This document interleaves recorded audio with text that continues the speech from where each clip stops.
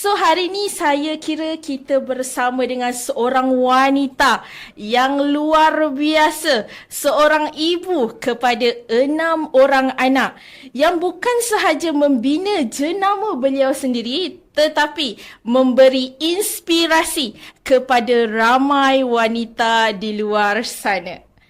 Beliau, saya perkenalkan guest kita cantik manis pada hari ini. Beliau adalah pengasas dan CEO kepada Najihah International Sendian Berhad. Jenama yang bermula, ni kena dengar hanya dari rumah tapi kini telah dikenali di seluruh Malaysia termasuk Brunei dan Singapura. Jadi hari ini kita nak dengar sendiri bagaimana kisah perjalanan beliau, bukan sekadar apa yang Najihah capai sekarang, bukan sekadar apa yang beliau capai sekarang, tapi kita nak tahu di sebalik kejayaan Najihah sekarang